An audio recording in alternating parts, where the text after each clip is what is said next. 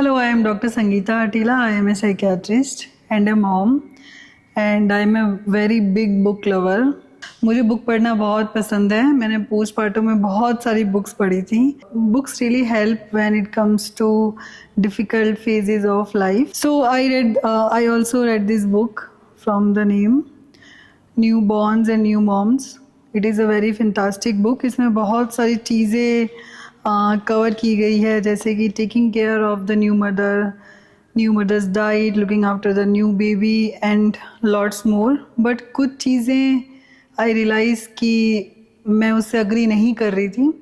So I decided to talk to my specialist friends and I am going to tell you their opinions and my opinion on the things which are mentioned in this book, so that ये video बहुत ही helpful होने वाला है for the women who are pregnant or planning to get pregnant or are in postpartum.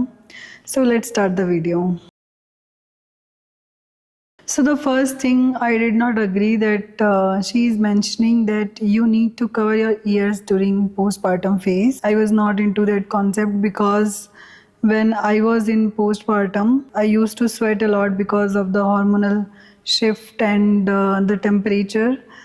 Although I was in air conditioned room, but जब मैंने सोचा कि यदि मैं अपने बाल और अपने कान ढक दूंगी तो मुझे बहुत डिहाइड्रेशन हो जाएगा और मॉइस्चर लॉक की वजह से मुझे स्कैल्प में इन्फेक्शन हो सकता है. So this was my logic behind that I should not cover my ears during my postpartum phase. So she is giving lots of reasons that why you need to cover your ears during postpartum phase, and they are looking very convincing.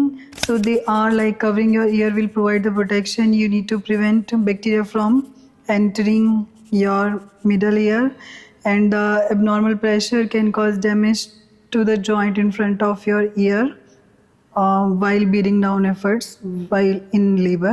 And pregnancy is a diabetic like state.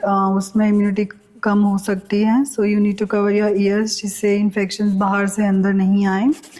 And delivery में बहुत सारा wait कम होता है तो वो हमारी years के अंदर इम्बेलेंस कर सकता है. And also she is saying that you need to cover your ears, जो कि बाहर से ठंडी और गर्म हवाएं अंदर जाने से रोकता है. So when I talked to my senior and a friend, Dr. Shrishma, about this, so I am putting her opinion on the screen. You can also read this. And so covering the ears externally, ear is protected by eardrum, so it is not directly connected to the external environment. So you don't need to cover your ears during postpartum. And also she is telling that it's better you do the breathing exercises and pranayam during pregnancy to prevent any damage rather than covering your ears. They won't help. Pregnancy is a low immunity state, yes. So the source of infection is not from the outside world, it is from our own nose and throat. So you need to eat nutritious food, involve antioxidants in your diet, and also remain stress free will help more rather than covering your ears during pregnancy. So she is not in the favor to cover your ears during postpartum phase. She is mentioning that jaggery in the laddus are rich source of iron. According to my knowledge, if you are having iron deficiency, you need to include iron supplements as advised by your gynecologist. Jaggery is better than processed sugar, yes, but this line can be very misleading if you are dependent on the jaggery ये सोच के कि it is a rich source of iron, so you end up putting lots of weight. And she is also mentioning that you need to include sugar in your diet. So in the she made a meal plan in which she is saying that on Thursday you need to eat idli with sugar. So mothers, be very cautious when it comes to eating sugar. If you are craving a lot, you can eat once in a while, but it should not be a part of your daily meal plans. It can be very dangerous, and we are mostly pre-obese and we will end up gaining lots of weight. and obesity के खुद के बहुत सारे physical और mental hazards हैं आगे future में जाके. So it's better to avoid sugar जितना आपसे possible हो. And also in the same chapter, she is mentioning that you need to consume neem leaves for the healing. She is mentioning that soak neem leaves in the hot water, blend and strain. Absolutely bitter and disgusting to drink, but great for postpartum healing. So मेरे experience में I did not follow any of the diet जो पुराने लोग कहते हैं कि ये खाना चाहिए वो नहीं खाना चाहिए. I did not follow that. I found that very torturous when it comes to food restrictions because पहले से ही एक महिला बहुत ज़्यादा vulnerable होती है उस टाइम में, और जब हम food restrictions उस पर लगाते हैं तो ये काफ़ी डिफ़िकल्ट हो जाता है. So I decided not to restrict myself when it comes to food. So I talked to my gynecologist friend, and what was her opinion? She sent me the voice note, and I am playing for you, so you can also listen.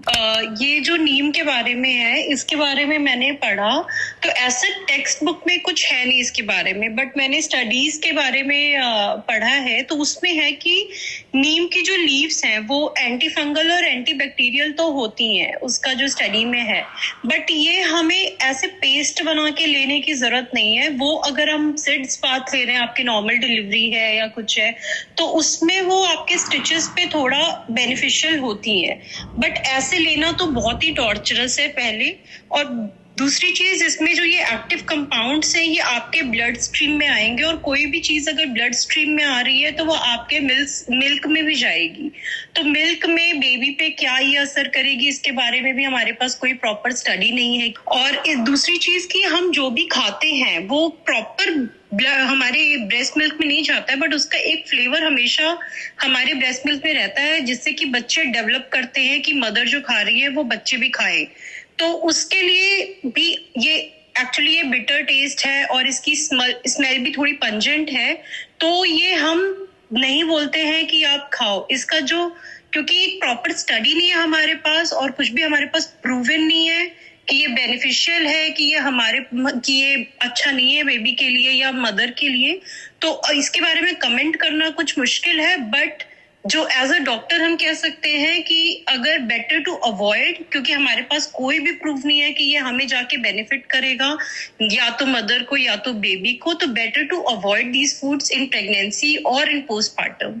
So yes, according to her also, it is not recommended for the postpartum healing. It's a big no from my side also. And I also want to mention that यदि flavours जाते हैं breast milk में तो it's better कि आप restrict ना करें अपना खाना कि ये नहीं खाना वो नहीं खाना. इससे ज़्यादा बेटर है कि आप बहुत सारी चीज़ें ट्राई करें अपने पोस्टपार्टम में, ताकि बच्चा जब खाने का टाइम आए उसको तो वो फ्लेवर्स उसको आइडेंटिकल लगे, उसको लगे कि ये चीज़ तो पहले भी टेस्ट कर रखी है, तो वो पिकी ईटर ना बने, वो भी फेमिलियर फील करें न्यू फूड्स के लिए और फूड से अच्छा रिलेशनशिप मेंटेन करें. So I ate everything during my postpartum, and I also tried new things जो मुझे करनी थी, and hopefully my kid is not a picky eater. He is very good when it comes to food अभी तक. So yes, I also agree with her, and it's my own experience that instead of restricting yourself कि ये नहीं खाना वो नहीं खाना, eat everything you like and eat variety of food. ताकि बच्चे को जब वो खाने स्टार्ट करेगा तो उसको वो सब चीज़ें फेमिलियर लगें.